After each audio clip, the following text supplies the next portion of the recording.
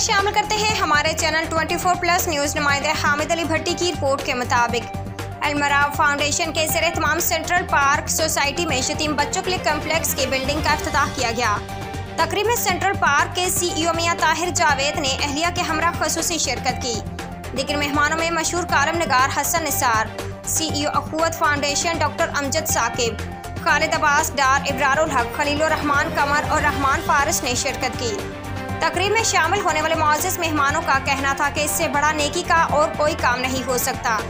यतीमों की इतनी शानदार कफालत की मिसाल नहीं मिलती। DIG महबूब लल्ला ने मेहमानों से खिताब करते हुए बताया कि ये कम्प्लेक्स शानदार तर्ज पर बनाया जाएगा, जिसमें बच्चों की हर ज़रूरत को मद्देनज़र रखते हुए उनके लिए रहाइश के साथ साथ library, sports, dining room, play area का इंतज़ाम किया जाएगा।